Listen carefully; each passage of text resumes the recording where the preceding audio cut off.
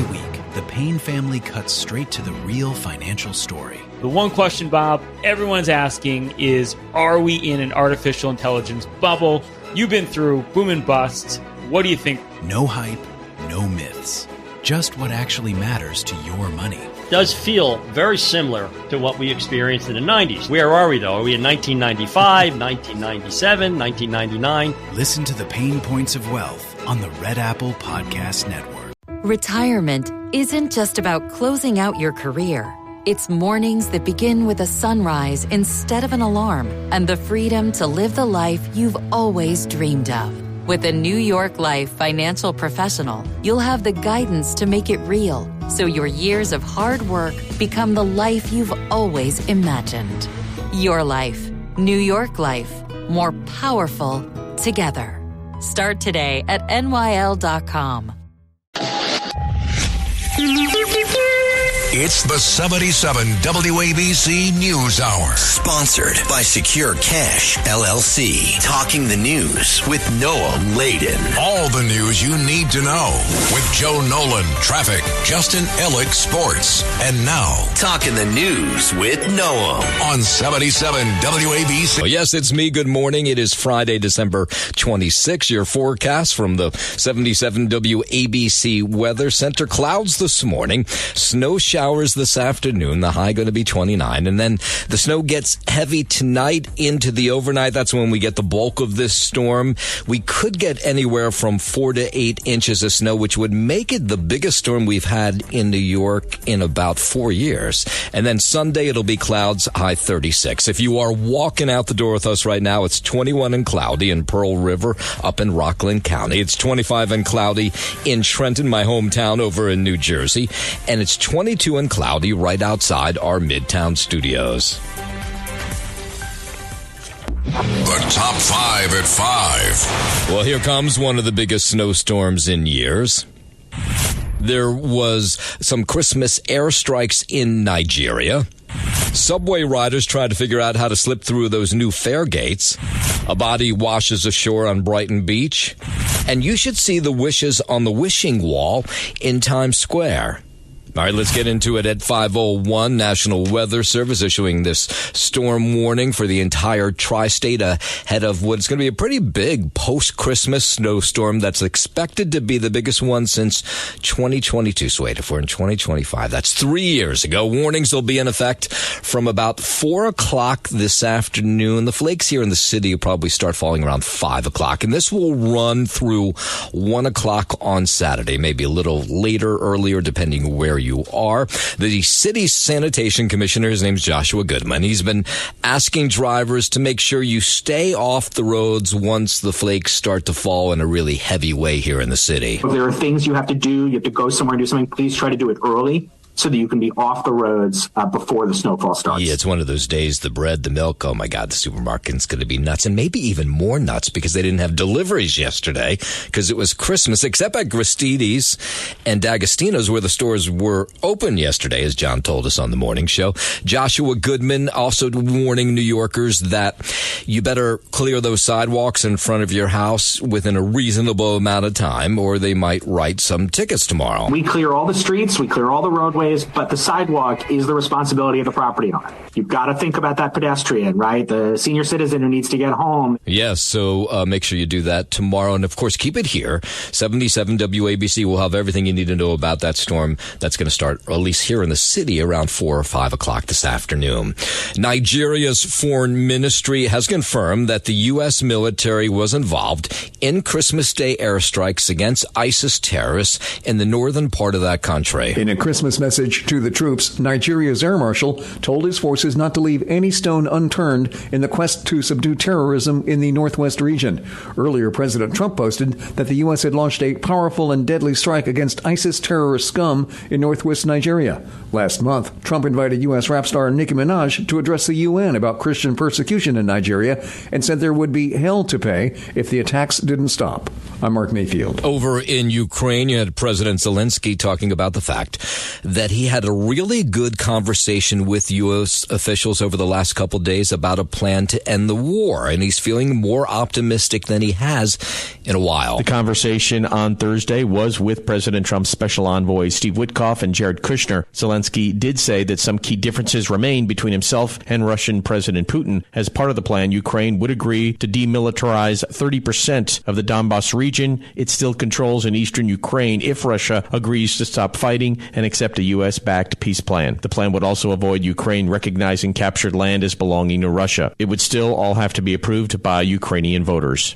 I'm Chris Coraggio. A rare and deadly winter storm's drenching Southern California. Boy, they've had it bad over the last 2 days or so. Flash flood warnings posted up and down the coast. These SoCal residents, well, they've had enough, right? They go through wildfires, now through flooding. I'm a little worried about it. I didn't really expect this at all. I was just in awe because it looked like a lagoon appeared out of nowhere. It's crazy. I mean, trying to drive through puddles, it's crazy. Trying to drive to get groceries. Now, as of yesterday, 3 deaths linked to these holiday storms. Governor Gavin Newsom declaring an emergency due to the threats from intense rainfall. And this is going to continue over the weekend. They're going to get more drenching rain. Now, normally they get like 12 inches of rain in California during an entire year. They're getting like half of that, maybe more in the coming days. And firefighters, they rescued a woman yesterday after she swept nearly 9 miles down San Jose Creek, that's in Los Angeles, during this storm. Officials say fast-moving water about 2 feet deep and flowing up to 10 miles per hour carried her downstream before crews spotted her around 1:50 p.m. near Workman Mill Road. A helicopter and ground teams worked quickly to pull her out, and she was taken to a hospital. Her condition has not been released. Forecasters expect another weaker storm Friday, so authorities are urging people to stay clear of flood channels and fast-moving water. I'm John Fink. Let's bring it back home. Mayor-elect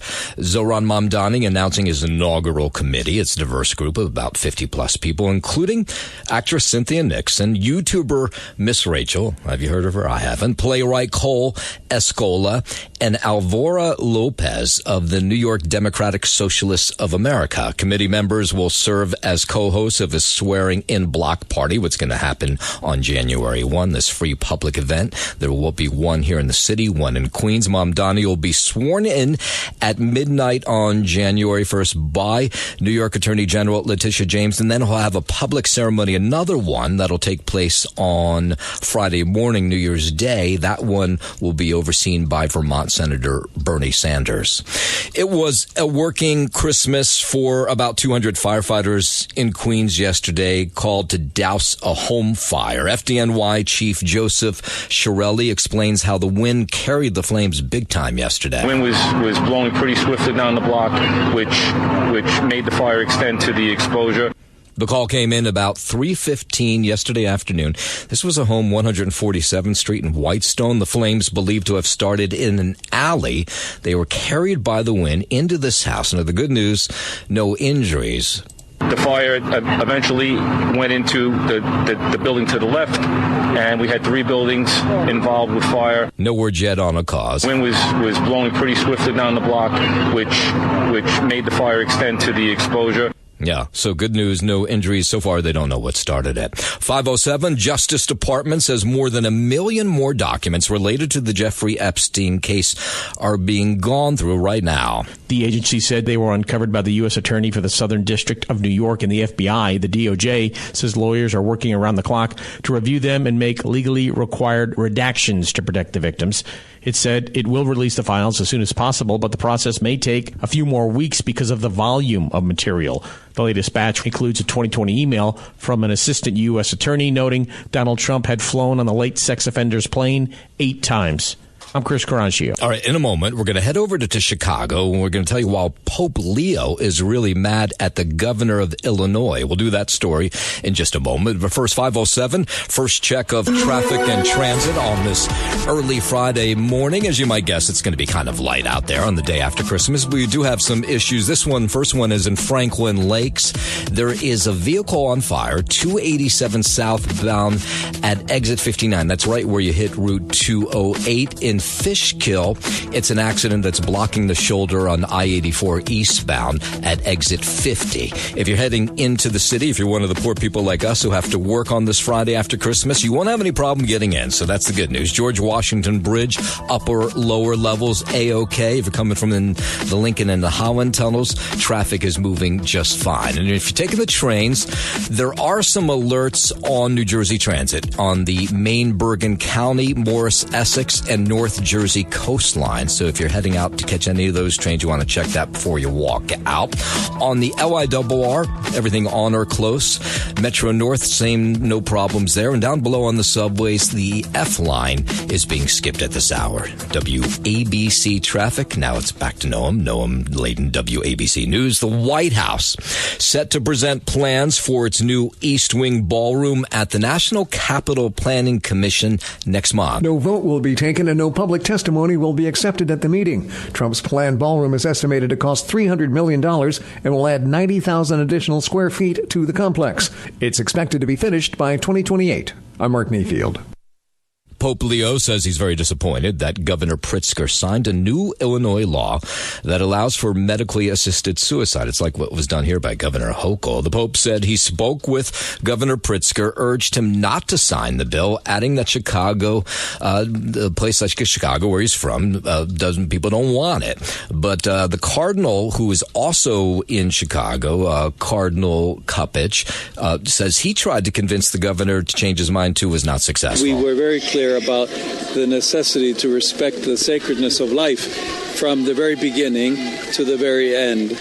And unfortunately, for different reasons, he decided to sign that bill. Now, like that in Chicago, here in New York, Catholic organizations tried to convince Governor Hochul not to sign that bill. The measure in Illinois, like the one here in New York, it provides qualified terminally ill patients with the option to seek medication to end their lives on their own terms in consultation with doctors. 510, most Americans say they are unhappy with Congress, the White House, the Supreme Court, and the Federal Reserve. I think that covers just about everybody. That's according to a new Gallup poll that found just 17% approve of the job that Congress is doing. The poll finds President Trump's approval rating at 36%, though it's 89% among Republicans. Only Federal Reserve Chairman Jerome Powell and Secretary of State Marco Rubio had approval ratings higher than 40%. 3 in 4 Americans say they're unhappy with the direction the country is going in. I'm Tammy Trujillo. Doctors everywhere warning about this new flu variant called the super flu that's starting to spread. This is something to be scared about as you get together with family and friends. Dr. Erica Pan, she's with the California Department of Public Health. And of course, she says it's always prime time for influenza, the flu, this time of year as people get together for Christmas and New Year's. But of course, the superbug does have doctors a little bit more worried. All about to start having more holiday gatherings and there's more travel. Yeah. And so she says, well, she's not telling people to mask up, but she's just saying, maybe fist pumps instead of hugs, air kisses instead of ones on the cheek. When you're around more people and you can get exposed to more viruses. And what all these doctors are saying, or I shouldn't say everyone, but the vast majority are saying, even though the current vaccine doesn't cover some of these bugs going around, it will bring down some of the symptoms. So they say it's not too late to roll up your sleeve and get that vaccine. You can still get sick, but the vaccine helps keep the illness mild. Yeah. All right. 512. A Long Island boy recovering after he was pulled from an icy pond by police officers. Suffolk police say a resident at the Heatherwood Lakeside Village in East Patchogue saw the 8-year-old struggling after he fell through the ice into chest-deep water around 1 p.m. Thursday and called 911. They say officers James Rizzo and Andrew Torelli jumped into the pond to try and throw the boy a life ring, and that Highway Sergeant Michael Santillo got across the ice to rescue the boy. The boy was hospitalized, no word on his injuries or condition. Andrew Whitman, NBC News Radio, New York. WABC News Time 5:13. So you're with the family yesterday celebrating Christmas. Everybody got their presents. Some of them were gift cards. Some of them were presents you didn't want. So today will be a day maybe to get away from that family. Return that stuff to the mall. Use those gift cards at a store. So that happens as this new holiday shopping analysis says. The number of return purchases could go up as much as 35% over the next 5 days. days following Christmas. That's compared to the shopping period before the holiday, which shows about a 2% decline in returns compared to last year. Adobe Analytics says the number of returns should remain high through the first 2 weeks of January. So far, consumers have spent over $187 billion this holiday season. That's a 6% increase over the same time last year. I'm Tammy Trujillo. 5:13. Let's go down to Texas, where they're looking to put limits on their newly approved school choice program, banning schools that have links to Muslim civil rights groups like CARE. Conservatives cheering this move, saying it addresses some national security concerns. Organizations like CARE have agendas which do not comport with a healthy society here in the United States. That's Ed Terzanski, who's with the Foreign Policy Research Institute. Last month, Governor Abbott designated CARE and the Muslim Brotherhood as foreign terrorist organizations and transnational criminal organizations. Our adversaries use our openness against us. Yeah, so this Foreign Policy Research applauding the governor, saying that state dollars should not go to groups like this that are linked to foreign terrorists.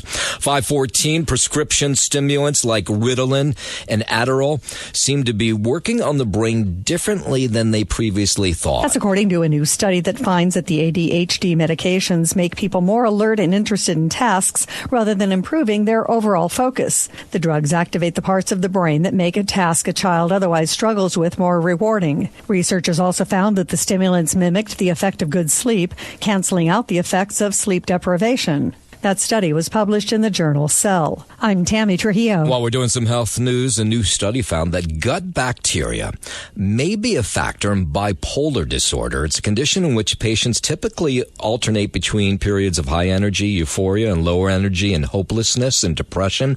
Researchers in China say they discovered microbes living in the digestive system that may contribute to directly influencing brain connectivity. So there's a study which is published in Molecular Psychiatry. It was conducted on mice and needs to be replicated in human patients before scientists can explore some promising new pathways to treat bipolar disorder and develop new medications. But would that be wild if it's really connected to gut bacteria?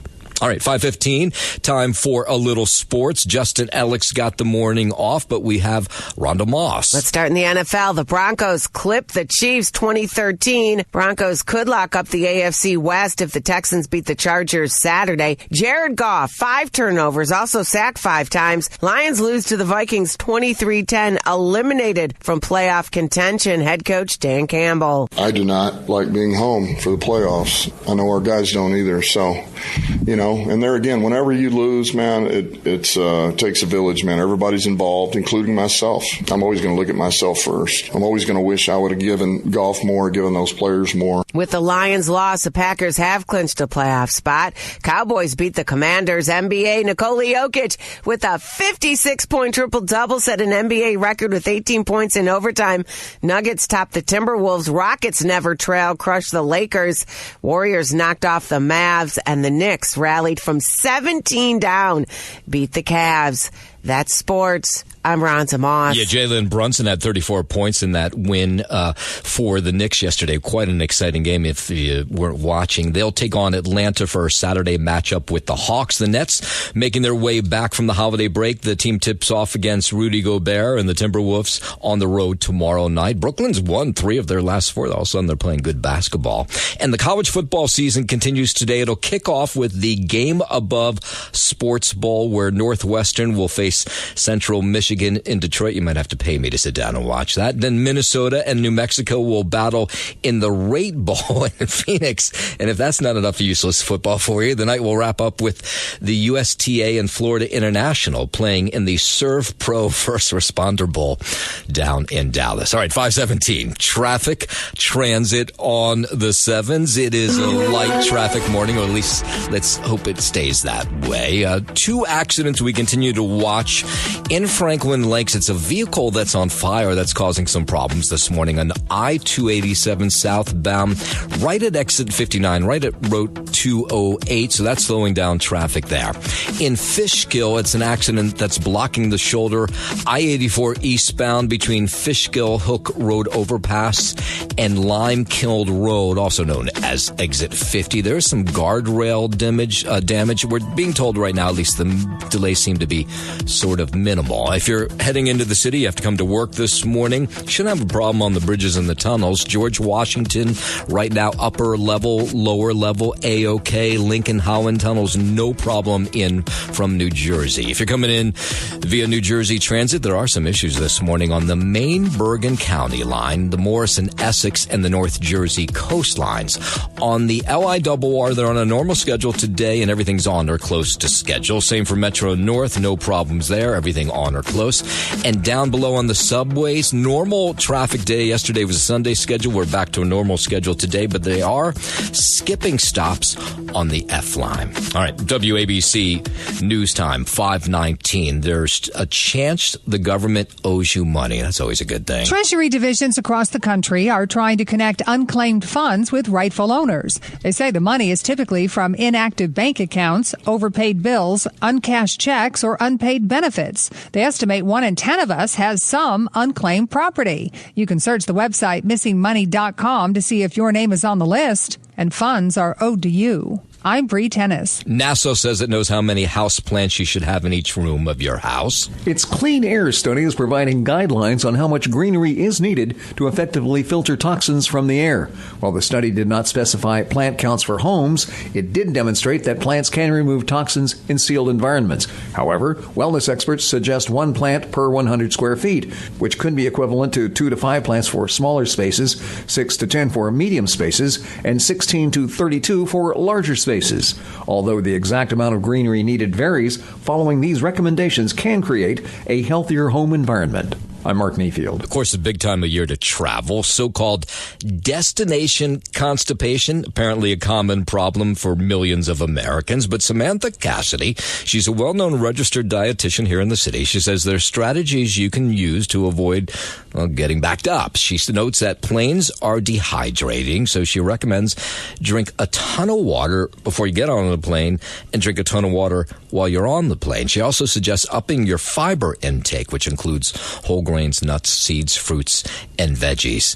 It is heart attack season. In fact, Christmas Day, as I learned yesterday, is the largest day, the biggest day of the year for someone to have a heart attack. Deaths due to heart attacks increase significantly during the winter holidays, especially the last week of December and around New Year's. Medical experts say it's due to holiday stress, dietary changes, disrupted routines, cold weather, and delayed medical care. Part of the problem is that people don't call 911 or go to the emergency room because they don't want to ruin family plans on the holidays. After Christmas Day, research shows spikes in cardiac deaths on New Year's Eve and New Year's Day. Lisa G., 77 WABC News.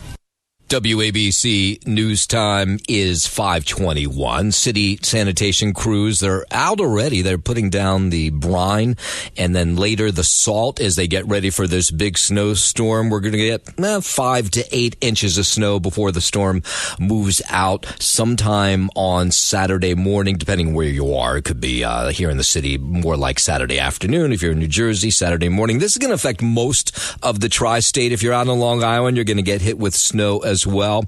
The upper Hudson Valley, you may get more than 7 or 8 inches of snow. Same holds true for northwestern New Jersey. Down below on the subways, new fare gates installed on Christmas Eve at the Atlantic Barclays station in Brooklyn. The gates are the second model being tested in a pilot program. They feature glass saloon-style doors that close quickly, and they trigger alarms when someone tries to enter without paying. The gates designed to deter fare evasion, which is just beyond belief here in the city, and improve accessibility for strollers and wheelchairs. Now, riders, they were checking this out yesterday for the first time, divided on whether the gates will stop people from evading those fares. It's not going to change nothing. Everybody's going to find a way to get around it because it's New York. I think there is a space and some people will use the space. Yeah, the new cubic gates are quieter. They include cameras, and they do include AI technology that can detect wheelchairs, luggage, children, and fare evasion. So there's a little bit of glass room underneath the glass at the bottom. It doesn't look like a body could fit through there, but some people say they've already seen people squunch through and get through without paying. The MTA says the design is intended not only to deter fare evasion, but also eliminate the emergency exit gate, which accounts for about half of the fare evasion in the system. No doubt you've seen them, because if you take the subway, someone opens up that emergency gate and like 27 people come through. Here's the MTA chair, Jan Oliver. Not only is it preventing fare evasion or diminishing fare evasion, it's not going to wipe it out entirely, but we don't have a cop standing at every fare gate. But it also gives us a much better accessibility model, so people with strollers, people with wheelchairs, folks just who have mobility issues can get in and out of the system much more easily. Now, the MTA plans to install the gates in 20 stations initially, with another 20 by the end of next year. So it's slow rollout. It's a pilot program. I hope it stops fare evasion. I hope it works well. We'll see, but it looks really good. Yeah, like that, because they can't jump this way. So I think it'll be a good idea if they do more of it around the city. The agency's $1.1 billion capital plan calls for the gates to be installed by 150 stations by 2029. And as the MTA makes its transition to the Omni cards and touch and go, the last Metro card machines are being pulled out of subway stations. They're supposed to be all out by the end of the year. It doesn't look like that's going to happen. But we found one up in the Pelham Park Bay area, the Pelham Bay Park subway station. And some riders, they just don't want that Metro card to go away. But it's going to go away. And so they were happy to find this Metro card machine up in the Bronx yesterday. I'm having a whole farewell moment with the Metro card. I'm sad. It's a part of my New York experience in the Bronx. Now, the MTA did announce earlier this year that Metro cards won't be sold after December 31 and that you would need to transfer any money you have on it to the Omni cards. But now it seems like they're backing off that just a little bit, that you may still be able to use the Metro card because there's at least one line apparently that the Omni card may not work on yet. I only reload my card here because you can't find them anywhere else. So you still use the Metro card? Yeah, I have to, because we take the B line and they don't take the Omni yet. Now, okay, so the B line, I don't know if that's everywhere, but apparently not every single subway station is outfitted to handle the Omni card. So you may still be able to use this Metro card for another couple weeks, but you just have a short window to transfer the money that's on your Metro card onto that Omni card. And the Metro card, as it is being replaced by the Omni card at the end of the year. But apparently, as Lisa G points out, you can still take a bite out of the crumbling card. She explains here why. Zabar's grocery store on the Upper West Side says that they're struggling to keep up with demand for their MetroCard sugar cookies. The MetroCard cookies have been flying off the shelves since October, when it was announced that Zabar's was one of several MTA partners to honor its dying plastic card with edible treats. The rectangular-shaped cookies are topped with white icing with the printed MetroCard logo on top of it. The cookies sell for $3.98. Lisa G, 77 WABC News. Let's head over to Brooklyn, where a dead body washed ashore on Brighton Beach yesterday. The victim looks like a man the police say to be in his 50s. Found this about noon yesterday near Brighton 15th Street and the boardwalk. There were people around watching as the body was put into a body bag and hauled off the sand. It's also sad that this is actually going on. I grew up here. It's beautiful living by the beach, and to deal with this is a little intense. Grim photos show the corpse lying under a white sheet just feet away from the water. Police aren't saying a whole lot whether this body was from the water or found on the sand. Yeah, I feel kind of sad because this is our beach.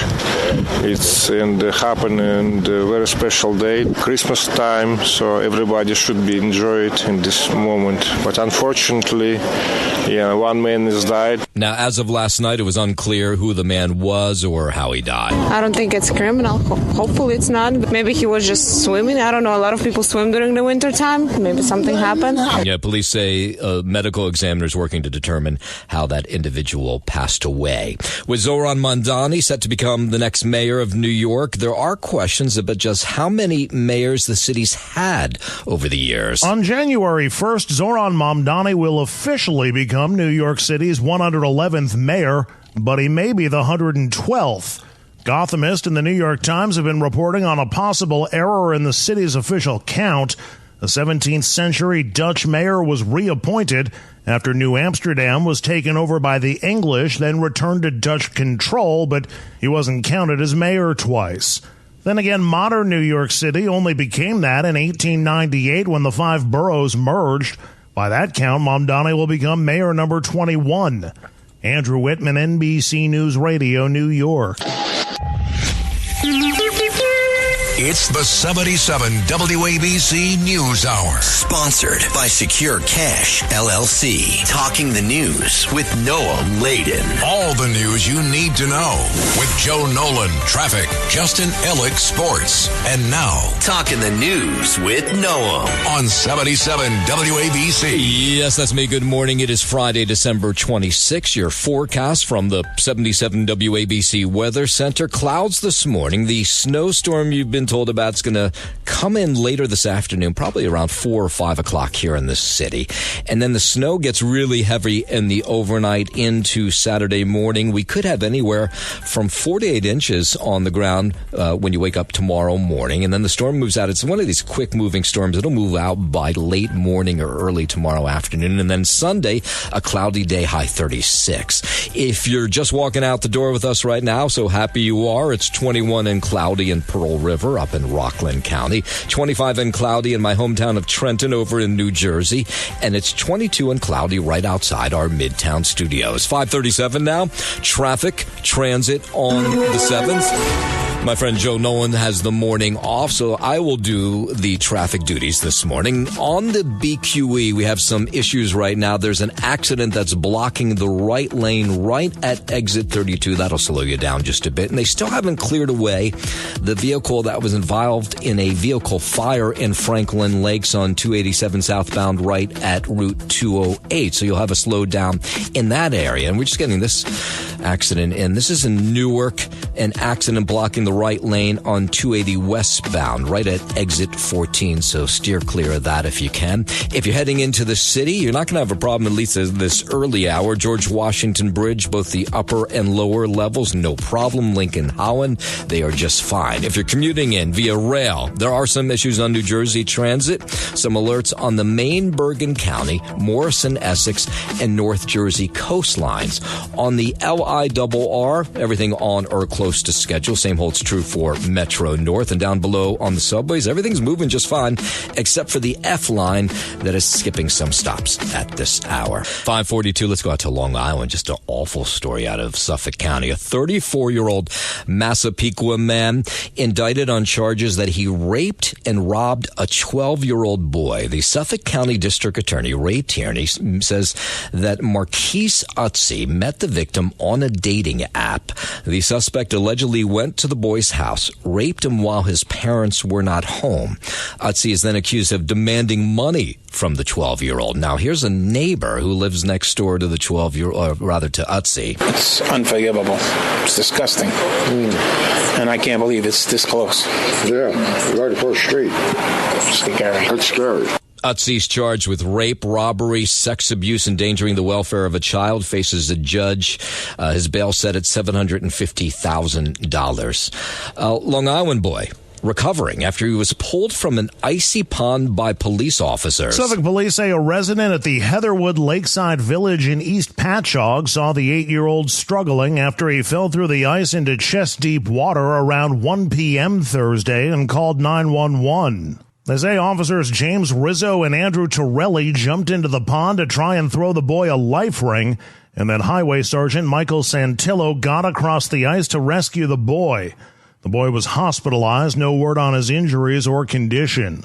Andrew Whitman, NBC News Radio, New York. Unionized nurses here in the city may walk off the job. Nurses at 15 city and Long Island hospitals have voted to strike if they don't get new contracts by December 31st. Nurses say there's chronic understaffing. Some care for 12 patients on every shift. Nurses also want better hospital security. A hospital spokesman says the hospitals face financial pressures, and nurses want to increase salaries from $110,000 $100,000 to $272,000 a year over the length of a new contract. Joe Connolly, 77 WABC News. Let's head up to the Hudson Valley, where a man's facing murder charges and the death of his roommate in the village of South Blooming Grove. That's up in Orange County. State police arresting 44-year-old Joseph Pennyfeather as Christmas Eve came following a homicide investigation. Police say they responded to a home. This was Heights Trail Road, and they located a victim suffering from a gunshot wound and other trauma. The victim identified as a 45-year-old. She was taken to the hospital where she later passed away. It's terrible. Can you imagine the heartbreak? I mean, that's tough. It's actually shocking. We live in a fantastic community surrounded by great families and children alike, so it's shocking to hear that something like that happens in our backyard. Yeah, that's a neighbor. Police say the two lived together, were involved in some sort of verbal argument that turned physical prior to the incident. An autopsy determined the cause of death to be a gunshot wound. Right now, we think, we're complaining about runny noses and, sick and allergies and everything else. To actually lose a life this time of year right now is terrible. It's I couldn't even know. I wouldn't know how to process that. It's tough. Police say they didn't have to look very far for the alleged gunman. They said he was in the house when they showed up there. 5:45, Justin Ellick has the morning off, but you have Rhonda Moss with a Sports Minute. Let's start in the NFL. The Broncos clipped the Chiefs 2013. Broncos could lock up the AFC West if the Texans beat the Chargers Saturday. Jared Goff, 5 turnovers, also sacked 5 times. Lions lose to the Vikings 23-10, eliminated from playoff contention. Head coach Dan Campbell. I do not like being home for the playoffs. I know our guys don't either. So, and there again, whenever you lose, man, it takes a village, man. Everybody's involved, including myself. I'm always going to look at myself first. I'm always going to wish I would have given Goff more, given those players more. With the Lions' loss, the Packers have clinched a playoff spot. Cowboys beat the Commanders. NBA Nikola Jokic with a 56-point triple-double, set an NBA record with 18 points in overtime. Nuggets topped the Timberwolves. Rockets never trailed, crushed the Lakers. Warriors knocked off the Mavs, and the Knicks rallied from 17 down, beat the Cavs. That's sports. I'm Rhonda Moss. Yeah, that Knick game was incredible at the Garden yesterday. The team edged the Cavaliers 126-124 after erasing that 17-point deficit. And Jalen Brunson, who had been out the night before with an ankle injury, he had 34 points yesterday. New York heads to Atlanta for a Saturday night matchup with the Hawks. Nets making their way back from the holiday break. The team tips off against Rudy Gobert and the Timberwolves on the road tomorrow night. Brooklyn's won 3 of their last 4 in college football. Bowl season continues today. It's the game above Sports Bowl where Northwestern will face Central Michigan. That game is in Detroit. Then Minnesota and New Mexico will battle in the Rate Bowl in Phoenix. And the night will wrap up with USTA and Florida International playing in the Serve Pro First Responder Bowl in Dallas. That's your sports. 5:47. Time for traffic and transit on the 7s. Let's start on the BQE in Brooklyn, where an accident is blocking the right lane at Metropolitan Avenue. That's exit 32B. Now, the cameras show a little bit of backup, but apparently nothing terrible. And Franklin Lakes continue to have this issue with a car that caught fire, 287 southbound at exit 59, so you have a bit of a slowdown there. In Newark, an accident blocking the right lane on I-280 westbound right before exit 14. If you're heading into the city at this early hour, no problems on the GWB upper lower level. You'll sail right through. Same with the Lincoln and the Holland tunnels. New Jersey Transit does have some issues this morning on the Maine, Bergen County, Morris, Essex, and North Jersey coastlines. On the LIRR, everything on or close to schedule. Metro North the same, and down below on the subways, it's a normal schedule today, by the way. You just have the F line, which is skipping a number of stops. All right, 5:49. It is the season of giving back and giving thanks, and those at the Grace Baptist Church in Mount Vernon up in the Hudson Valley were doing just that yesterday. You gotta love this. They gave up their Christmas day to take care of others who are alone. So they invited the community in for a nice warm Christmas meal, and a lot of people showed up. Here's the senior pastor there, Franklin Richardson. Consider this your home. Consider that God has provided this moment. Yeah, nice job done by this church. The room, they say, filled with laughter, great food, apparently even better desserts. Now, volunteers say that this dinner allows them an opportunity to spread love and Christmas cheer. And as so many volunteers say this time of year, they feel like they get back more than they actually give. When you are touching people who are in need or hurting or correcting injustice, you are fulfilling your purpose. So that's you can't get, there's no better feeling in the world than to believe that your purpose has come intersecting with human need. Yeah, the guests say they can always count on Grace Baptist Church. Good for those volunteers there up in Mount Vernon. Police say there'll be an increase of patrols, DWI enforcement all across the tri-state between Christmas Day, of course, yesterday, and New Year's. Unfortunately, people tend to drink something and get behind the wheel. And so police are out in enforcement with these patrols. You'll see some random DWI checkpoints. And drivers, when you ask them about this, they say, yeah, thank God. Put up those DWI checkpoints. I don't want to run into these individuals. I'm definitely driving more carefully. Like, my parents already warned me about everything. People do drink. Trust me. It's New York. Come on now. But yeah, I mean, that's a good thing, police doing the job. Yeah, last year, 2024, 13,000 people were killed in drunk driving accidents. While we're out on, let's head over to Long Island, I should say. Thousands of Long Islanders will see a bump in pay in the new year as the minimum wage increases to $17 an hour. Same holds true here in the city and in Westchester. And when you talk to low-wage workers, of course, they're looking forward to the bump in pay. You need to make more money to live here. Every bit at that point makes a difference for them. But the owners of small businesses, they're not so happy about that. One of them is Nick DeVito. He is the owner of Charlotte's Frozen Yogurt in Farmingdale. He says it's a small business, and he says the extra money he has to pay to minimum wage is going to take from the bottom line, harder to run his business. We opened here about 12 or 13 years ago.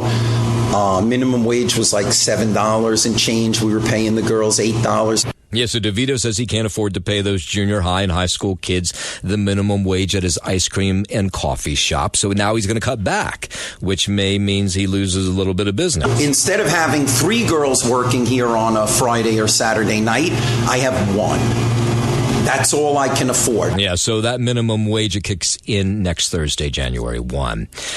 Are you one of those people who's worried about the Omni card? We were talking about this a little bit earlier. Some people, they don't want to get rid of the Metro card. You're going to have to rip it out of their hands. But at some point, it's no longer going to work. So you can get help if you're a little worried about the Omni card and how to use it. As many as 1 million older New Yorkers especially are not ready for the Omni cards for bus and subway fares starting January 1st. Gothamist reports they struggle with the digital technology that powers Omni and worry that money could be stolen from a card linked to their checking account. The MTA says in-person help is available at the large subway stations, also at omny.info, or from younger people. Joe Connolly, 77, WABC News. That is always true. You can turn to somebody who's younger and they'll know how to do just about anything. New Year's Eve is next Wednesday night, and a gazillion people will fill Times Square to see that ball drop. It's definitely a bucket list item. So how did the New Year's Eve celebration start in Times Square? The celebration started in 1904 at the New York Times building in the triangle between Broadway and 7th Avenue. There was no ball drop to usher in 1905, but fireworks that were shot off from the roof. The following year, the newspaper switched to a display of flashing lights, and according to the paper back then, the hysterical crowd on the street got even more hysterical. And it was in 1907 that the Times put up a pole on top of the building, and that started the tradition of the ball drop. Lisa G., 77 WABC News. Who knew? White House is set to present plans for its new East Wing Ballroom at the National Capital Planning Commission. That'll take place next month. No vote will be taken and no public testimony will be accepted at the meeting. Trump's planned ballroom is estimated to cost $300 million and will add 90,000 additional square feet to the complex. It's expected to be finished by 2028. I'm Mark Mayfield. All right, there is a chance, apparently, that the government owes you money. Treasury divisions across the country are trying to connect unclaimed funds with rightful owners. They say the money is typically from inactive bank accounts, overpaid bills, uncashed checks, or unpaid benefits. They estimate 1 in 10 of us has some unclaimed property. You can search the website missingmoney.com to see if your name is on the list and funds are owed to you. I'm Bree Tennis. The number of teenagers using drugs and alcohol remains at historic lows following a drop in usage during the pandemic. A survey by the University of Michigan Institute for Social Research shows 91% of 8th graders and 66% of 12th graders reported they did not use marijuana, alcohol, or nicotine. That marks 5 years in a row that drug usage has remained lower than the pre-pandemic period among teens. The lead researcher says there was an expectation that teen drug use would return to pre-pandemic levels once social distancing rules went away, but that hasn't happened. I'm Mark Mayfield. 5:55, Spotify was hacked, and now they're talking a little bit more about how they were hacked. A piracy group calling itself Anna's Archive says it's hacked up to 86 million tracks and the metadata for 256 million tracks, representing more than 99% of Spotify listens. It means that in theory, the info could be used to create a free music archive, though it would be subject to legal action from rights holders. Spotify said Monday it's disabled accounts linked to the pirates and no users have been impacted. I'm Tammy Trujillo. 5:55. She can't make it from there. No chance. Basketball superstar Caitlin Clark now has her own Nike ad. The sportswear giant began airing commercial titled From Anywhere on Christmas. The ad comes ahead of her highly anticipated first ever signature Nike shoe that's expected to launch in the spring. The 46-second spot features celebrities challenging Caitlin Clark to make deep three-pointers. Boy, she's hard to beat on this, by the way. Some of the famous faces who make the cameo include Jason and Travis Kelce, Travis Scott, and SNL cast member Michael Che. Apparently today is National Thank You Note Day. Does anybody write thank you notes anymore? Today is the day to express gratitude for gifts. The Emily Post Institute says a handwritten note is the best way to do this. But in our digital world, an email note of thanks is becoming less taboo. Boomers and Gen X are the most likely to send a note of thanks, paper or digital. Gen Z, the least likely. Hallmark says sales of thank you notes are down, but 80% of us expect one. No. So get to it. I'm Bree Tennis. All right. I still appreciate getting a thank you note. I got to be honest, though. I can't remember the last time that I wrote one. Thanks for listening to the News Hour with Noam Laden. You can hear the News Hour with Noam Laden weekday mornings at 5 on 77 WABC. If you like the podcast, share it with your friends and listen anytime at WABCRadio.com and download the WABC Radio app. Hit that subscribe button on all major podcast platforms. Plus, follow WABC on social on Instagram, TikTok, Facebook, and X. See you next time for a new episode so you never have to wonder. What the heck is going on here? Every week, the Payne family cuts straight to the real financial story. The one question, Bob, everyone's asking is, are we in an artificial intelligence bubble? You've been through boom and busts. What do you think? No hype, no myths. Just what actually matters to your money. Does feel very similar to what we experienced in the 90s. Where are we, though? Are we in 1995, 1997, 1999? Listen to the Pain Points of Wealth on the Red Apple Podcast Network. The holidays mean more travel, more shopping, more time online, and more personal info in more places that could expose you more to identity theft. But LifeLock monitors millions of data points per second. If your identity is stolen, our U.S.-based restoration specialists will fix it, guaranteed, or your money back. Don't face drained accounts, fraudulent loans, or financial losses alone. Get more holiday fun and less holiday worry with LifeLock. Save up to 40% your first year. Visit LifeLock.com/podcast. Terms apply.